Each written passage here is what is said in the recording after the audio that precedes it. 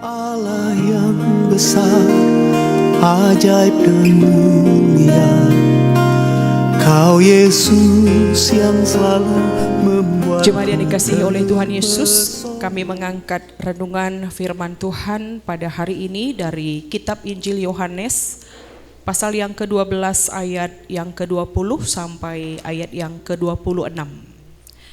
Kami akan membacakan bagi kita sekalian Injil Yohanes pasal yang ke-12 ayat 20 sampai 26. Demikianlah firman Tuhan. Di antara mereka yang berangkat untuk beribadah pada hari raya itu terdapat beberapa orang Yunani. Orang-orang itu pergi kepada Filipus yang berasal dari Betsaida di Galilea, lalu berkata kepadanya, "Tuan, kami ingin bertemu dengan Yesus." Filipus pergi memberitahukannya kepada Andreas. Andreas dan Filipus menyampaikannya pula kepada Yesus. Tetapi Yesus menjawab mereka, katanya, "Telah tiba saatnya Anak Manusia dimuliakan. Aku berkata kepadamu, sesungguhnya jikalau biji gandum tidak jatuh ke dalam tanah dan mati, ia tetap satu biji saja. Tetapi jika ia mati, ia akan menghasilkan banyak buah. Barang siapa mencintai nyawanya, ia akan kehilangan nyawanya. Tetapi barang siapa tidak mencintai nyawanya di dunia ini, ia akan memeliharanya untuk hidup yang kekal. Barang siapa melayani aku, ia harus mengikut aku. Dan di mana aku berada, di situ pun pelayanku akan berada. Barang siapa melayani aku, ia akan dihormati Bapa." Sampai sejauh ini pembacaan firman Tuhan bagi kita sekalian. Saya ingin menyapa Bapak Ibu, Shalom. Ya, sepertinya kita sudah 10 tahun tidak bertemu. Ya, 10 tahun. Saya sungguh berbahagia, tadi saya bilang dengan Pak Pendeta Ginting. Selama ini saya membayangkan karena saya di BKAG baru diundang begitu dia. Ternyata setelah saya resign dari BKAG, nah saya keluar dari BKAG, saya ternyata diundang. Dan ini adalah bisa dikatakan mungkin di akhir periode kami, karena kami akan mutasi tapi masih dekat-dekat ya ke daerah Kampung Lalang. Tapi bukan lagi di wilayah Binjai Langkat. Dan kami tadi sudah janjian mungkin ada waktu-waktu nanti berikut ke depan kita diundang juga untuk melayani tempat ini. Puji Tuhan. Bapak Ibu yang terkasih dalam nama Tuhan Yesus Kristus, saya memulai khotbah ini dengan sebuah kata bijak. Pendidikan terbaik itu adalah dari penderitaan. Setuju? Siapa di sini yang ada dalam titik terendah hidupnya? Ada di antara kita? Mungkin ada ya, tapi kita tidak jujur, atau mungkin sudah kita lewati, atau kita akan hadapi di depan. Tapi kata bijak ini luar biasa. Pendidikan terbaik itu adalah penderitaan. Kata bijak ini bagi kami beberapa bulan terakhir memang luar biasa kami alami. Kami banyak mengalami pergumulan, mungkin sedikit kami mau bersaksi. Ibu terkasih, mama saya itu tanggal 12 Agustus yang lalu dipanggil Tuhan. Dia menjalani cuci darah 8 bulan. Jadi 8 bulan di tanggal 12 Agustus 2025 dia dipanggil Tuhan. Harusnya besoknya dia harus cuci darah yang ke-79 kali. Nah, dia HD itu 2 kali seminggu. Nah, yang kami hadapi adalah kami 5 bersaudara, jadi ibu ini tinggal di Kabanjahe, dia melewati proses cuci darah itu di Rumah Sakit Evarina Etaham, Brastagi. Kami 5 bersaudara, 3 diantaranya tinggal di Medan. Tapi waktu ibu itu menghembuskan nafas terakhir, hanya saya lah di sampingnya, di ruang IGD, bersama dengan seorang perawat mama saya di rumah. Itu kejadiannya di tengah malam. Bayangkan kalau di tengah malam itu orang sudah terlelap tidur, termasuk orang yang menjaga di rumah sakit. Jadi di IGD itu ibu saya menghembuskan nafas terakhir, lalu cepat-cepat ya, kata perawatnya, kita dorong ke ruang jenazah. Lah, saya sendiri, sama siapa saya berdiskusi, karena saudara-saudara saya pasti sudah tertidur. Nah, Jadi cepat-cepat dibawa ke ruang jenazah dan saya diharuskan hanya beberapa jam mencari pakaian ibu saya supaya dibawa ke rumah. Nah itu dikerjakan cepat sekali. Dan kami berdua dengan perawat yang mendampingi mama itu dari ambulan, di ambulan itu diantar ke rumah. Memang jarak rumah sakit ke rumah itu tidak jauh, hanya perjalanan 5 menit. Tapi di perjalanan itu saya di belakang. Ibu saya itu sudah dibungkus ya, bukan di peti mati tapi sudah dibungkus. Saya peluk dia. Mama, mama saya bilang. Tapi saya katakan juga dalam hati saya, Tuhan, kok saya sendiri? Tengah malam lagi. Nah, jadi saya juga enggan untuk menelpon beberapa keluarga yang ada di dekat rumah. Itulah kejadiannya ya. Jadi beberapa hari kemudian ibu saya dimakamkan. Itu yang pertama, saya gumuli memang. Kenapa dari 5 kami bersaudara hanya saya di situ yang menyaksikan kepergian ibu saya. Lalu yang kedua, ada beberapa pengalaman terakhir ini saya merasakan patah hati. Patah hati dalam arti saya punya ide dalam pelayanan tapi ternyata tidak diberikan ruang. Nah, dan saya punya porsi di situ. Saya tidak tahu apa persoalannya ya, apakah ada orang-orang yang tidak suka dengan saya. Tapi ternyata saya rasakan patah hati. Seperti dulu kita jatuh cinta tapi ditolak begitu dia. Atau putus hubungan. Nah ini patah hatinya luar biasa sangat sakit ya. Nah ada beberapa pengalaman yang hampir mirip dan itu saya lalui hingga hari ini. Tapi setelah kejadian itu tanpa saya sadari, saya buka-buka YouTube, satu lagu yang sangat meneguhkan hati saya dan saya percaya itu suara Tuhan. Mungkin Bapak Ibu tahu ada satu lagu judulnya Setiap Tarikan Nafasku. Nah kita tidak usah menyanyikannya, tapi kalimatnya, syairnya adalah setiap tarikan nafasku untukmu Tuhan, setiap detak jantungku bagimu, setiap denyutan nadiku untukmu Tuhan, semua milikmu Tuhan, alasanku hidup, hanya kau tujuanku. Nah lagu itu yang tidak pernah saya dengar ya, apalagi kalau gereja suku memang lagu-lagu seperti ini kan jarang dinyanyikan. Mendengar lagu itu, saya merasa sangat diteguhkan. Wah, patah hati saya, rasa duka saya, kehampaan saya, kesepian hati saya diteguhkan. Kenapa? Ternyata dari syair lagu ini mengingatkan bahwa Tuhan itu Immanuel. Tuhan itu besertamu. Sekarang kamunya di mana? Nah, kamunya itu di mana? Kamu lupa Tuhan itu Immanuel. Sehingga ketika saya keluar dari rel dalam kasih Tuhan, saya kembali. Oh ya benar Tuhan, setiap tarikan nafasku untuk Tuhan, setiap denyutan jantungku tep bagi Tuhan. Jadi saya aminkan dan lagu tadi juga Tuhan layak disembah, ya benar sekali. Nah tapi dalam faktanya kehidupan kita sering sekali keluar rel. Kita keluar lagi, balik lagi. Kita keluar lagi, balik lagi. Itulah proses hidup ya. Tapi hari ini Bapak Ibu kami membawa kita untuk melihat tentang sebuah tema setiap saat bersama Yesus. Nah coba mari apa yang bisa kita peroleh dari kebenaran firman ini. Nah kami melihat teks ini ya, ini hal yang luar biasa. Mari kita lihat kitab Yohanes ya. Di Yohanes pasal 12 ayat 20 sampai 26 itu judulnya Yesus memberitakan kematiannya. Kami tidak membaca judulnya karena memang ini tidak sampai ayat yang ke-36. Kami hanya mengangkat sampai ayat yang ke-26. Nah di dalam bahasa daerah khusus bahasa Karo ya, judulnya itu agak berbeda. Judulnya adalah beberapa orang Yunani ingin bertemu dengan Yesus. Itu bahasa terjemahan bahasa Karo. Ada kata ingin bertemu. Bahasa Karo itu mesikel. Nah mesikel. Jadi mesikel ini kerinduan yang sangat dalam. Jadi agak berbeda judulnya.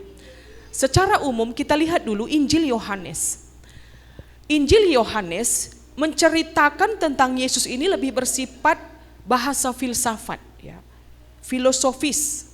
Pada mulanya adalah firman.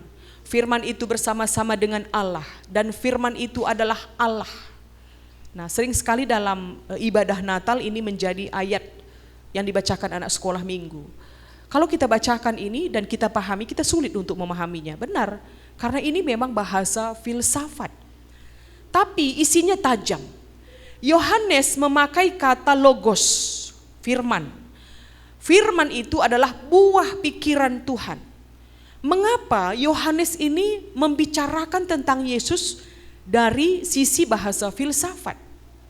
Ternyata pada waktu itu banyak orang Yunani cari tahu tentang Yesus dan mereka suka dengan filsafat. Jadi mereka itu lebih paham kata logos daripada Mesias. Nah, dibandingkan Injil yang lain, Yohanes memakai kata logos. Jadi filsafat tidak hanya berkembang bagi orang Yunani, tapi banyak juga berkembang di tempat yang lain. Jadi Injil keselamatan pada waktu itu semakin meluas sehingga pelayanan ini juga perlu lebih diperkaya, lebih kreatif. Nah, inilah kehadiran Injil Yohanes. Nah, di dalam Injil Yohanes pasal yang ke-12 ayat 20 sampai 26 yang menariknya, ini tidak dituliskan oleh Injil yang lain ya. Hanya Yohanes yang menceritakannya. Apa yang ada di sana? Diceritakan di sini, waktu itu ada ibadah raya. Nah, di ayat yang ke-20. Lalu orang-orang pergi mengikuti ibadah raya, tapi ada beberapa orang Yunani. Jadi Yesus dia melayani, memberitakan keselamatan itu biasanya kepada orang Yahudi. Tapi dalam perayaan besar ini ada beberapa orang di luar Yahudi. Mereka adalah orang Yunani. Jadi saya tadi katakan di bahasa daerah kata judul ini ada kata mesikel bahasa Karo ya. Beberapa orang Yunani ingin bertemu Yesus. Orang itu pergi ke Filipus. Lalu dia katakan begini, Tuhan, kami ingin bertemu dengan Yesus. Ada apa? Ya. Apa yang melatar belakangi sehingga mereka itu ingin bertemu dengan Yesus? Jadi ini kan pertemuan tatap muka, ya. Kalau kita sering buka TikTok, itu kan ada di Jipanda, ya, Bunda Korla. Nah, ini kan ada TikTok-TikToknya ya. Mungkin ada orang yang melihat itu ingin bertemu. Kira-kira ini gimana orangnya? Nah, apakah sama yang saya lihat di media sosial atau secara langsung? Apa bedanya? Begitu dia. Jadi ada yang harus kita cari tahu.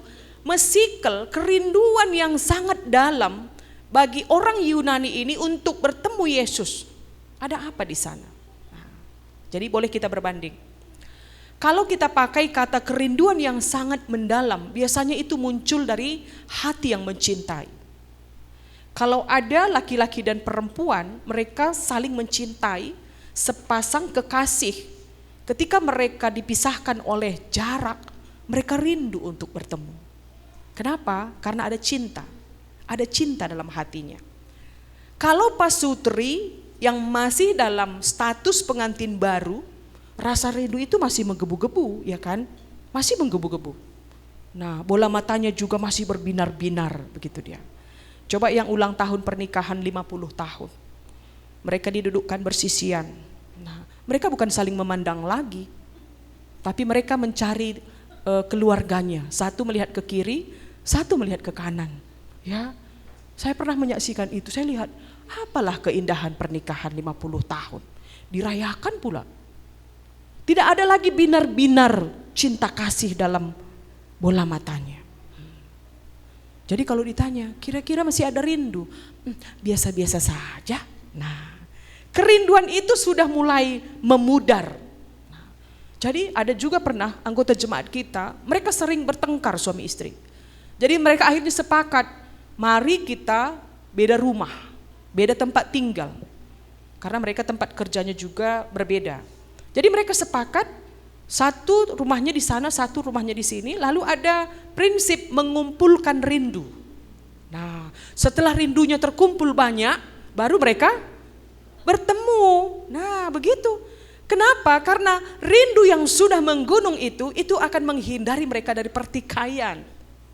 Nah, jadi kalau suami istri sering bertikai, bolehlah ya. Mari kita mengumpulkan rindu ya, gitu dia ya. Oke, kau pulang dulu ke kampungmu sebulan, aku juga sebulan. Nah, Kalau sudah nanti terkumpul kita bertemu. Jadi kerinduan itu muncul dari hati yang mencintai. Nah kalau kita bandingkan lagi, Daud pernah jujur menceritakan kerinduannya kepada Tuhan. Apa dia katakan? Seperti rusa yang merindukan sungai yang berair, demikian jiwaku merindukan Engkau ya Allah. Kita pernah merasakan rindu seperti ini? Pernah? Pasti. Rusa tidak akan pernah bisa hidup tanpa air. Dan air yang dimaksud itu air yang mengalir. Ya, berbeda. Air mengalir dengan air yang tidak mengalir. Jadi Daud itu mampu menceritakan kerinduannya dengan mewakili rusa yang merindukan air yang mengalir. Nah, lalu kita lihat orang-orang Yunani ingin bertemu Yesus karena dilatar belakangi tentang penjelasan Yesus dengan bahasa filsafat. Lah, kehausannya ternyata dipenuhi oleh Yesus dengan penjelasannya bahasa filsafat. Ya, ini menarik ya, menarik. Dan ada catatan mengatakan orang Yunani ini ya sor lah kita buat ya. Dia senang sekali ketika Yesus itu dengan tegas membalikkan meja-meja orang yang berjualan di halaman bait Allah, sinagoge. Yesus marah. Ini ketegasan ya. Orang Yunani itu suka dengan ketegasan. Jadi mereka melihat, ini menarik loh. Yesus ini luar biasa. Jadi apa yang mereka tahu, apa yang mereka lihat, mereka mau naikkan levelnya dengan kata mengalami, bertemu dengan Yesus. Nah, dulu ada dosen kami katakan begini, kalau mahasiswa itu duduk, nah yang paling banyak menyerap ilmu dari dosen itu adalah mahasiswa yang duduk di depan. Nah itu dia. Sama dengan jemaat ya, jemaat ini sering sekali depan itu kosong. Duduknya itu di belakang. Nah inilah misalnya ini kan, ini kosong. Duduknya di belakang, kayaknya kita lebih aman di belakang ya. Di depan ini kayaknya banyak masalah begitu dia. Nah ternyata serapan itu lebih luar biasa di depan daripada di belakang.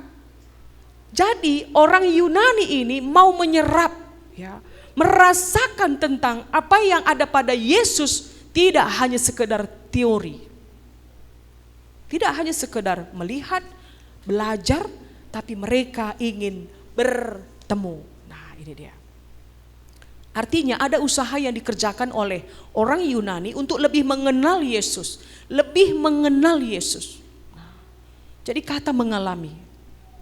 Sekarang kita dibawa untuk melihat, apakah kita memang benar-benar mengalami Tuhan. Kita percaya lagu-lagu tadi ini sungguh menjadi berkat bagi kita. Tapi belum tentu ini pada titik mengalami untuk setiap orang yang menyanyikannya. Lagu ini menjadi berkat ketika kita mempertemukan lagu ini dengan kehidupan kita. Nah, jadi tidak hanya sekedar nyanyian di mulut, gerakan badan, tapi mempertemukan setiap syair itu ke dalam hidup kita. Nah, jadi TikTok lagi ya. Ada satu TikTok, seorang ibu muda ini, ibu orang Karo ini. Dia bilang begini. Hei ibu-ibu mertua, katanya, mungkin dia ada masalahnya dengan ibu mertuanya. Hei, kalau mengajarkan menantu perempuan, janganlah jadi mama-mama kuno. Loh, ada apa begitu ya? Saya cari tahu juga. Lalu dia katakan begini, ya diajarlah anak-anaknya seperti ini, diajarkanlah menantunya seperti ini katanya. Nanti kalau anakmu demam, kasih obat demam, selimuti, banyak minum. Ini kan masuk akal ya. Tapi saya tidak melakukan itu, dia katakan. Saya ibu muda sekarang, hei ibu-ibu mertua, ingat, model dulu tidak sama dengan model sekarang. Sekarang ibu-ibu itu, zaman sekarang itu ibu-ibu modern. Nah, lalu dia lanjut, kalau anak saya, dia katakan, kalau demam, saya suruh dia ke laut. Karena dia tinggalnya di Bali ya. Saya suruh dia ke laut. Tadi memang dari rumah itu demam, tapi sampai di laut, dia berenang, hatinya gembira, demamnya hilang.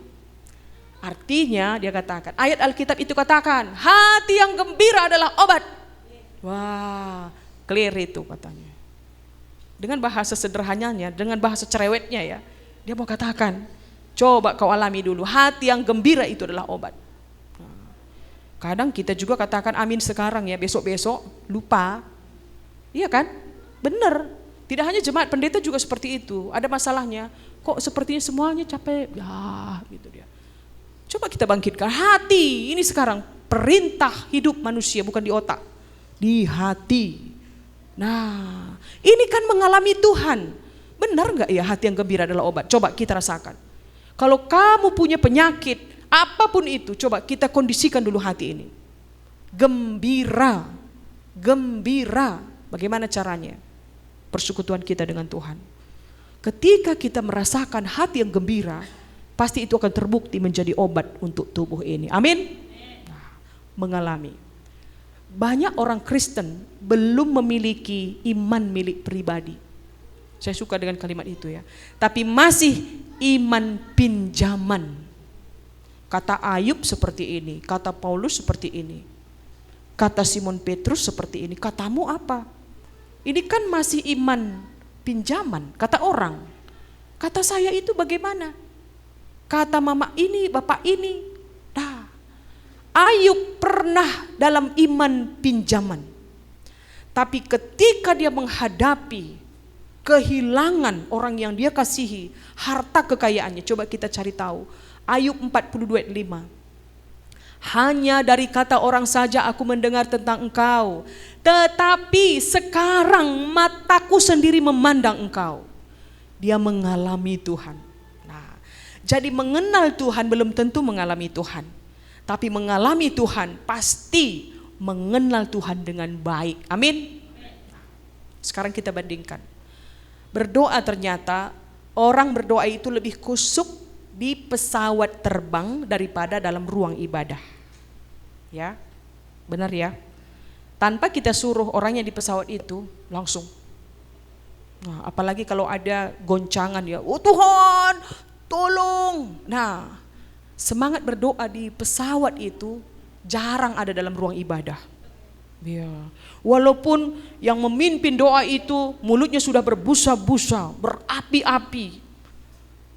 Titik rendahnya penyerahan diri itu lebih luar biasa di dalam pesawat terbang. Jadi mungkin ya ibadah kita perlu di pesawat terbang ya. Jam ibadah 6 subuh pesawatnya berangkat. Jam ibadah jam 8 malam. Nah di situ cuaca buruk. Nah, orang-orang yang hatinya keras misalnya dalam ibadah itulah yang di dalam kondisi cuaca buruk. Jadi sehingga ketika ada masalah pesawat, baru penyerahannya Tuhan bantu. Karena kalau pesawatnya jatuh, semuanya sudah bertebaran ya. Mata-mata kita, mata dua ini pun entah kemana begitu dia. Tidak ada yang bisa menyelamatkan, termasuk pilot. Doa yang paling jujur itu di ruang ICU. Mau tidak mau memang. Hanya pertolongan itu dari Tuhan. Rumah sakit jantung harapan kita. Makanya dibuat harapan kita. Coba kita dibuat namanya rumah sakit jantung. Apa di belakangnya itu? Tidak ada harapan misalnya. Gawat lah. Harapan kita bisa iya bisa tidak. Tapi ada harapan. Harapan itu siapa yang punya? Siapa yang beri? Tuhan. Jadi keadaan dalam pesawat di ruang ICU itu membawa kita untuk mengalami Tuhan. Nah, jadi tanpa itu pun kita boleh mengalami Tuhan. Artinya tadi saya bukakan dengan penderitaan itu. Pendidikan dalam penderitaan memang kita bersyukur. Itu membawa kita untuk melihat Tuhan itu Immanuel. Nah, satu. Lalu yang kedua, ayat 23, Yesus ternyata memberikan jawaban. Bukan dia memuaskan keinginan tahu orang-orang Yunani, tapi dia memberikan jawaban. Katanya, telah tiba saatnya anak manusia dimuliakan. Loh, apa hubungannya? Orang Yunani ingin bertemu dengan Yesus dan jawaban Yesus ini. Ternyata Yesus mau katakan, tugasku untuk orang Yahudi sudah selesai. Nah, orang Yahudi itu menolak Yesus sebagai Mesias. Dan orang Yunani sekarang menerima Yesus. Jadi tugas Yesus sudah selesai. Tiba saatnya anak manusia dimuliakan. Dimuliakan di sini adalah menghadapi kematian. Di ayat 24, aku berkata kepadamu, sesungguhnya jikalau biji gandum tidak jatuh ke dalam tanah dan mati, ia tetap satu biji saja. Tetapi jika ia mati, ia akan menghasilkan banyak buah. Nah, jadi Yesus mau katakan bahwa kematiannya itu bukan hal yang buruk. Tapi tugasnya yang sudah selesai, berita keselamatan yang sudah disampaikan oleh Yesus pada waktunya akan berbuah banyak. Tanpa orang Yahudi sekalipun, karena ada orang Yunani yang sudah datang menerima berita keselamatan itu. Jadi bagi orang yang menolak Yesus, khususnya ini bagi orang Yahudi, kematian Yesus itu menjadi penghinaan. Karena mereka membayangkan Mesias itu adalah pahlawan perang, gagah perkasa. Tapi Yesus katakan kemuliaan itu adalah kematiannya. Kematian yang mungkin itu sangat-sangat hina.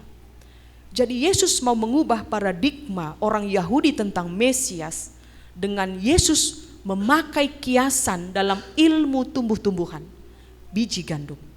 Jadi satu biji gandum yang tidak disemaikan ke dalam tanah tetap satu biji. Tapi kalau itu ditanam, ada proses memang, bijinya mungkin membusuk ya, ada kematian, tapi ternyata ada hasil, buah yang berlipat ganda.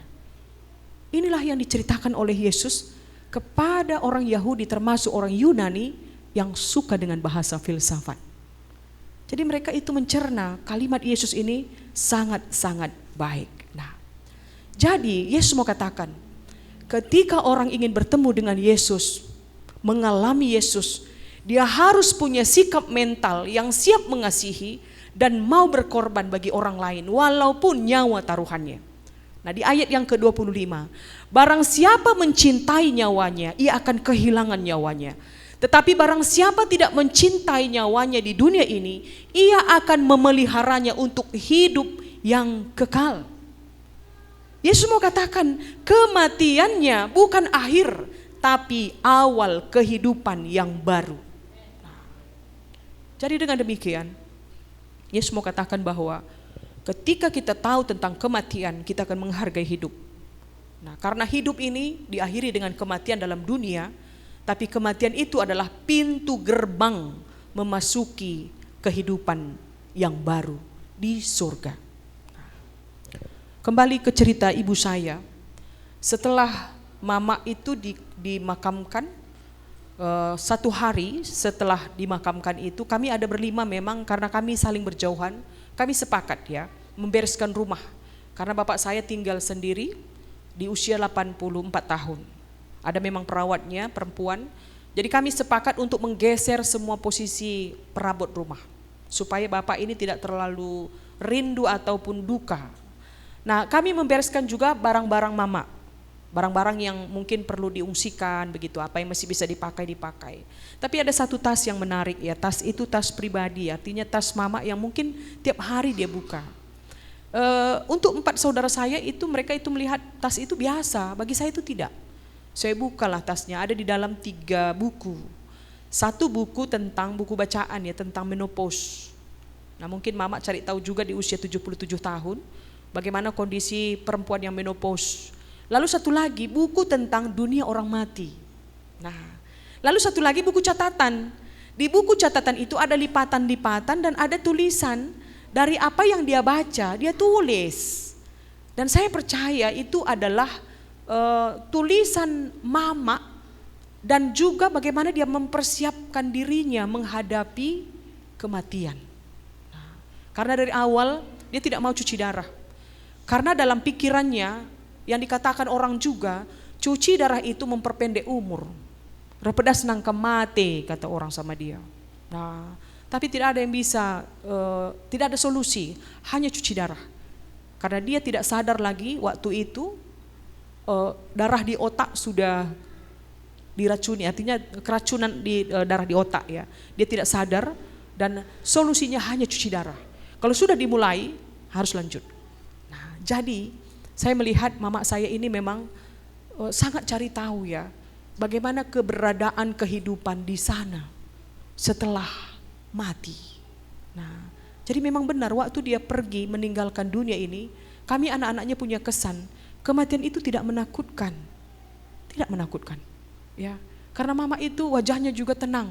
Kita tidak melihat dia itu mengalami proses cuci darah yang menyakitkan sekali. Karena seminonya tidak lagi di sini, tapi sudah di lengan, jadi tidak kelihatan. Ya. Artinya, orang yang melihat kematian itu indah, dia akan menjaga kehidupannya dalam dunia ini. Amin. Ya. Itu yang dikatakan oleh Yesus. Jadi, mari kita masuk ke dalam tema. Di ayat 26, barang siapa melayani aku, ia harus mengikut aku. Dan di mana aku berada, di situ pun pelayanku akan berada. Barang siapa melayani aku, ia akan dihormati Bapa. Nah, Yesus meneguhkan hati orang-orang yang mendengar dia. Yesus katakan begini, barang siapa melayani aku. Kapanpun melayani Yesus tidak ada paksaan. Ya. Yesus selalu mengajak. Barang siapa ini silakan. Anda pilih ikut atau tidak. Anda pilih ikut, ayo. Tidak juga ya silakan. Nah, pilihan, keputusan itu lebih berkualitas dibandingkan keterpaksaan. Ini kan beda, tadi pemusik kita di depan ini memang berbeda auranya ya, karena mereka itu melayani bukan keterpaksaan, ya kan? Kalau kita terpaksa, ini memang auranya juga ini terpaksa. Nah, pelayanan kita itu juga orang menerimanya itu dengan terpaksa. Jadi Yesus katakan, barang siapa melayani aku. Nah, kalau sudah iya dan tidak, lalu dia katakan, iya harus. Kalau engkau mengatakan mengikut aku, engkau harus berkomitmen mengikut aku. Mengikut Yesus artinya menaatinya, mengiringinya, mencintainya. Mengikut di belakang. Kalau kita ada di belakang orang yang ada di depan kita, aroma tubuhnya juga kita rasakan ya. Parfumnya ini merek apa ya? Begitu dia. Caranya berjalan, ya. Bahasa tubuhnya kita lihat itu di belakang. Jadi kata Yesus total mengikut aku. Dan, nah yang menariknya lagi di sini, orang yang mengikut aku, Yesus katakan, di mana aku berada, di situ pelayanku akan berada. Nah, wise, luar biasa. Kalau engkau mengikut aku dengan berkomitmen, kamu dan aku tetap bersama. Nah, inilah Immanuel ya. Yesus sudah datang, kadang kita yang meninggalkan. Lalu tidak hanya sampai di situ. Barang siapa melayani aku, ia akan dihormati Bapa. Nah, manusia mencari penghormatan dalam dunia ini. Tapi untuk mengikut Yesus, melayani Yesus, bukan manusia yang menghormati, tapi siapa? Bapa. Artinya bukan Bapa itu yang hormat begini, tidak. Tapi dia menghargai orang-orang yang melayani Yesus bukan dengan keterpaksaan. Jadi dengan demikian, mengikut Yesus perlu persiapan diri dalam perjalanan yang jauh dari kenyamanan. Kita butuh komitmen, kita butuh pengorbanan. Dan kita juga harus rela melepaskan masa lalu. Jadi mengikut Yesus ini semuanya butuh proses. Proses kita tidak sama. Ya, saya dan Bapak Ibu sekalian, walaupun di sini ada juga 4 pendeta ya yang melayani di gereja kita ini, prosesnya tidak sama. Karena Tuhan mau pengenalan itu original, tidak sama, asli, milik pribadi.